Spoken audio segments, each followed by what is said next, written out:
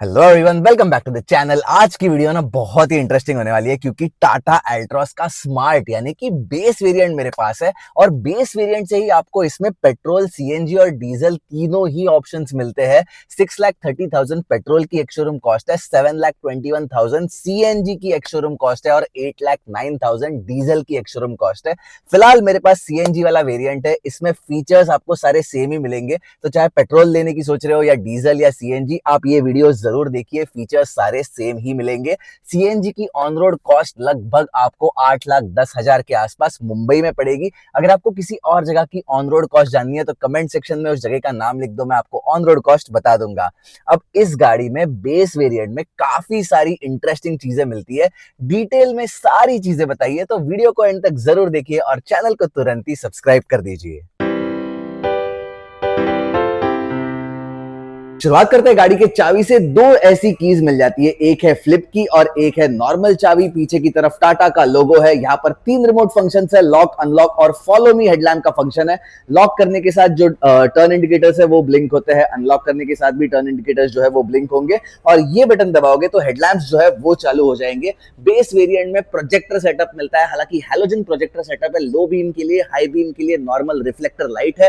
Turn indicator भी halogen bulb के साथ है। एलईडी वगैरह, डीआरएल वगैरह यहाँ पर बेस वेरिएंट में नहीं मिलेगा। यहाँ पर लाइट के आजू बाजू भी है ना, ये ब्लैक फिनिश, पियानो फिनिश जो है वो दी गई है। फ्रंट ग्रिल के ऊपर टाटा का लोगो है। यहाँ पर जो है कैमरा लगाने के लिए स्लॉट जो है वो दिया गया है, हालांकि बेस वेरिएंट में कैमरा नहीं मिलता है। रेडिएटर ग्रिल वगैरह नीचे की तरफ आपको मिल जाती है और फॉग लैंप वगैरह जो है वो भी आपको बेस वेरिएंट में नहीं मिलेगा। साइड प्रोफाइल की बात करें तो यहाँ पर टायर प्रोफाइल दिखा देता हूँ। 185/60 R16 यानी कि 16 इंच के स्टील रिम्स आपको बेस वेरिएंट से ही मिलेंगे। हालांकि पार्शियल व्हील कवर है, ये इतना एरिया जो है ना ये व्हील कवर है, बाकी नॉर्मल व्हील ही मिलता है। आप एक्सेसरी के तौर पर बाद में कंप्लीट व्हील कवर वगैरह जो है वो भी लगवा सकते हो।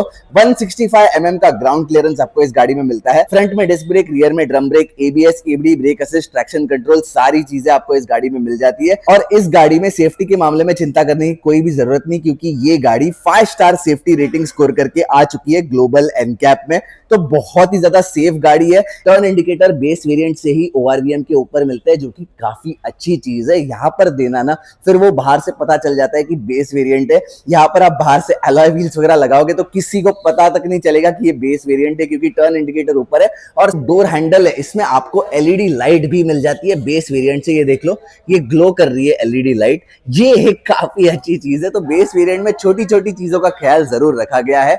यहाँ पर बी पिलर वगैरह भी ब्लैक्ड आउट मिलता है, तो ये काफी अच्छी चीज है। ऐसे नहीं है कि बॉडी कलर वगैरह दे दिया है, थोड़ी करीब वाली फील दे दी है, ऐसा कुछ भी नहीं है।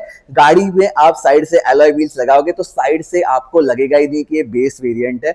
पीछे की तरफ भी एलईडी टेल लैंप्स मिल जाते हैं, हालांकि connecting tail lamp base variant में नहीं मिलेगा, लेकिन टर्न इंडिकेटर और कंप्लीट जो टेल लैंप यूनिट है वो एलईडी के साथ ही मिलेगा। रियर विंडशील्ड के ऊपर आपको वाइपर, वॉशर या डिफॉगर कुछ भी प्लेसमेंट नहीं मिलेगी। हालांकि हाई माउंट स्टॉप लैंप जरूर मिलता है, लेकिन एंटीना आपको एक्सेसरी के तौर पर लगाना पड़ेगा, एंटीना वगैरह नहीं मिलेगा। और एल्ट्रॉस की बैजिंग आपको नीचे की तरफ यहाँ पर मिल जाती है। थोड़ा सा फॉन्ट जो है वो अब चेंज हो चुका है, काफी अच्छा दिखता है। कैमरा की प्लेसमेंट के लिए यहाँ पर स्लॉट दिया है, तो बाद में आप एक्सेसरी के तौर पर यहीं पर कैमरा वगैरह भी जो है वो लगवा सकते हो। नीचे की तरफ ब्लैक फिनिश में बम्पर प्लेट है। यहाँ पर ICNG की बैजिंग है, क्योंकि ये सीएनजी वाला वेरिएंट है।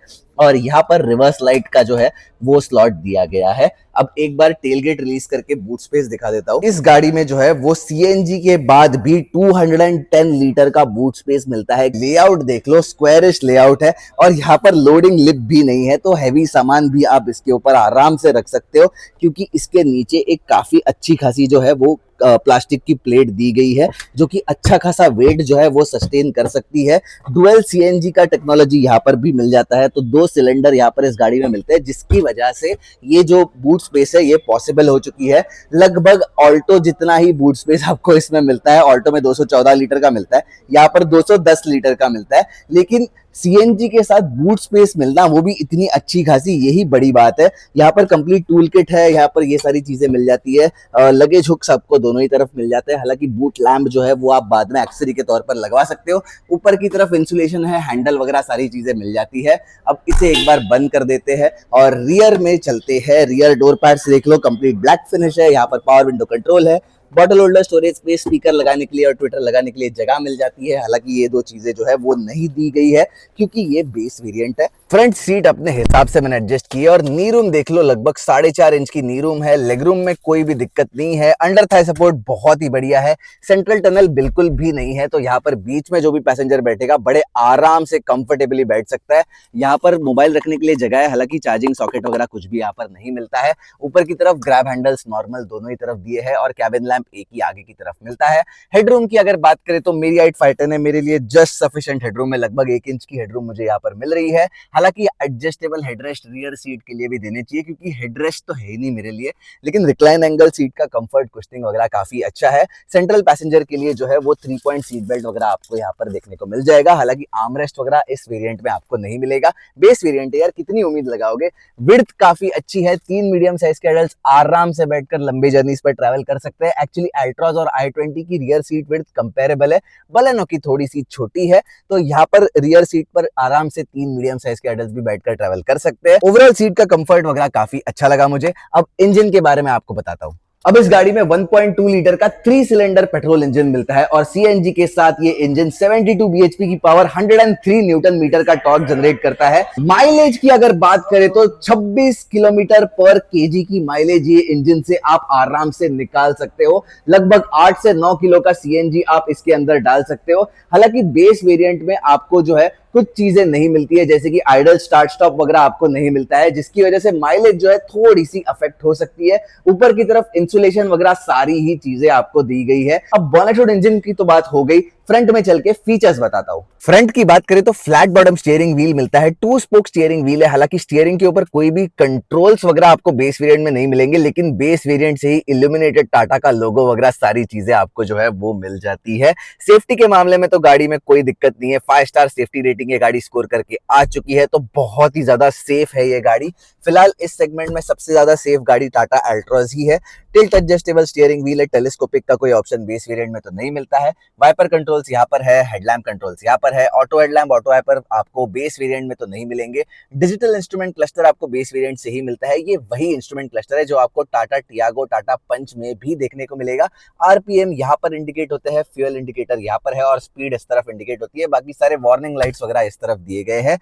CNG to petrol conversion switch इस तरफ है। यहाँ पर ना स्टार्ट स्टॉप बटन नहीं है बेस वेरिएंट में, तो यहाँ पर एक खड्डा छोड़ दिया गया है, इसे कवर कर देना चाहिए एटलीस्ट, तो अच्छा दिखेगा। क्योंकि चाबी आपको यहाँ पर लगानी होगी, क्योंकि ये बेस वेरिएंट है तो यहाँ पर चाबी आती है। नीचे की तरफ थोड़ी सी स्टोरेज स्पेस है, वॉलेट वगैरह जो है वो आप अपना रख सकते हो। यहाँ पर कंप्लीट ब्लैक फिनिश में आपको डोर पैड्स वगैरह मिलेंगे, कहीं पर भी सॉफ्ट टच मटेरियल नहीं है, लेकिन जो प्लास्टिक की क्वालिटी है ये काफी अच्छी रखी गई है। ऑल 4 पावर विंडो कंट्रोल्स तो बेस वेरिएंट से ही मिलते हैं, लेकिन मिरर्स जो है वो आपको मैन्युअली ही फोल्ड अनफोल्ड करने होंगे और साथ ही में एडजस्ट जो है वो भी आपको हाथ लगाकर मैन्युअली ही करने होंगे। बेस वेरिएंट में इलेक्ट्रिक एडजस्टमेंट नहीं मिलेगी। बॉटल होल्डर, स्टोरेज स्पेस काफी अच्छी खासी मिलती है। अम्ब्रेला होल्डर आपको बेस वेरिएंट से ही मिलता है। स्पीकर लगाने के लिए यहाँ पर जगह दी गई है, क्योंकि इसमें कोई सिस्टम नहीं आता तो स्पीकर वगैरह भी आपको यहाँ पर नहीं मिलेंगे। ट्विटर स्पीकर के लिए सिर्फ जगह मिलेगी, वो आप बाद में लगवा सकते हो। हाइट एडजस्टेबल सीट यहाँ पर नहीं मिलती है, रिक्लाइन एंगल है और सीट को आप आगे पीछे अपने हिसाब से कर सकते हो। अंडर थाई सपोर्ट बहुत ही बढ़िया है, लंबे लोग आराम से कंफर्टेबली बैठकर ये गाड़ी चला सकते हैं। साथ ही में डेड पेडल वगैरह सारी चीजें मिल जाती है, तो कंफर्ट के मामले में सारी चीजों का ख्याल यहाँ पर रखा गया है। सीट का ओवरऑल कंफर्ट कुशनिंग बहुत ही तगड़ा है, साइड बोल्स्टरिंग वगैरह भी बहुत ही अच्छी है। तो यहाँ पर लंबे जर्नीज पर आप बैठकर जाओगे ना, कोई भी थकावट वगैरह ऐसी एज सच महसूस नहीं होगी।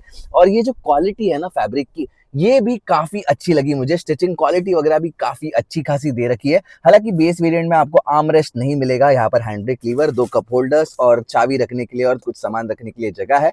12 वोल्ट चार्जिंग सॉकेट है, यूएसबी इनपुट के लिए कोई जगह नहीं है क्योंकि यहाँ पर सिस्टम ही नहीं है।